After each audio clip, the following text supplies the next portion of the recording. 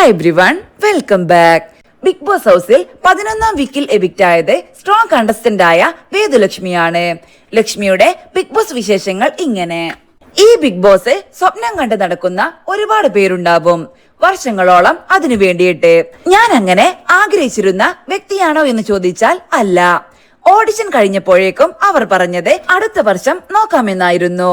വീണ്ടും ഒരു കോൾ വന്നപ്പോഴേക്കും മൊത്തം ഷോ ഇരുന്ന് കാണാനുള്ള ടൈം തന്നെ എനിക്ക് കുറവായിരുന്നു. എക്സ്പീരിയൻസ് വെച്ചിട്ട് നോക്കുവാണേൽ ഒത്തിരി പ്ലാനിങ്ങോട് കൂടിയായിരിക്കും അകത്ത് പോകുന്നത്. പക്ഷെ അതിനുള്ളിൽ വേറൊരു ലോകമാണ്. നമ്മുടെ പ്ലാൻസ് ഒന്നും നടത്താൻ പറ്റില്ല. എനിക്ക് ഒരുപാട് ഇഷ്ടപ്പെട്ടു. ഞാൻ ഫണ്ണായിട്ടാണ് എടുത്തത്. ഒരുപാട് പ്രഷർ ഒന്നും കൊടുത്തില്ല.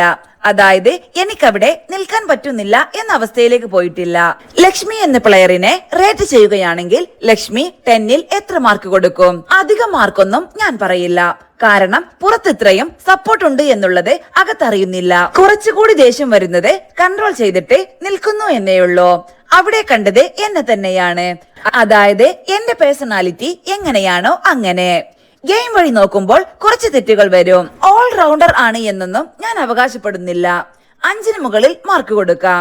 അത്ര ജെനുവിൻ അല്ലാതെ നിന്നിട്ട് ഫേക്ക് ആക്കിയിട്ടോ ഗ്രൂപ്പ് ആക്കിയിട്ടോ വോട്ടിന് വേണ്ടി മാത്രം കമ്പനിയാവുക, അങ്ങനത്തെ ഒരു കാര്യവും ചെയ്തിട്ടില്ല. അങ്ങനെ വോട്ടിന് വേണ്ടിയിട്ട് കമ്പനിയാവുന്നവർ ഉണ്ടോ എന്ന് ചോദിച്ചപ്പോൾ ഉണ്ട്.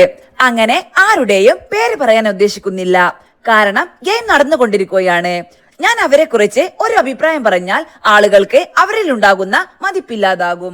ഒരുപാട് സപ്പോർട്ടേഴ്സിനെയും ക്രിട്ടിക്സിനെയും ഉണ്ടാക്കിയെടുത്ത ആളാണ് ലക്ഷ്മി എന്ന് പറഞ്ഞപ്പോൾ തോന്നിയിരുന്നോ ഇത്രയധികം സപ്പോർട്ടേഴ്സ് ഉണ്ടാകും എന്നുള്ളത്, അല്ലെങ്കിൽ ക്രിട്ടിക്സ് ഉണ്ടാകുമെന്നുള്ളത്? ക്രിട്ടിക്സ് ഞാൻ പ്രതീക്ഷിച്ചിരുന്നു. കാരണം ഹൗസിനുള്ളിൽ എനിക്ക് നല്ല ഐസൊലേഷൻ കിട്ടുന്നുണ്ട്. ലാലേട്ടന്റെ വക നല്ല ചീത്തയും കേൾക്കാറുണ്ട്. ഏതെങ്കിലും മൂലയിൽ പോയിരിക്കാൻ പറയും. മിണ്ടേണ്ട എന്നുള്ളത് എനിക്ക് അത് നല്ലോണം സെൻസ് ചെയ്യുന്നുണ്ട്. അപ്പോൾ പുറമേ നിന്നുള്ളത് അറിയുന്നില്ലെങ്കിലും അവിടെ നിന്നൊരു അവാർഡ് തന്നിട്ടുണ്ടായിരുന്നു ആ നാട്ടുകാർ ചൂലുമായിട്ടൊക്കെ.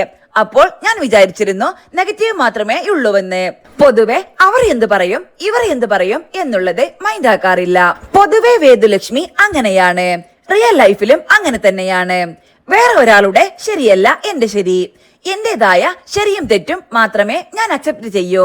എല്ലാവരെയും അത് പറഞ്ഞ് ബോധിപ്പിച്ച് നടക്കണം എന്നും എനിക്കില്ല. കറക്റ്റ് ആണെങ്കിൽ കറക്റ്റ് ആയിട്ട് തന്നെ അങ്ങ് പോകുക.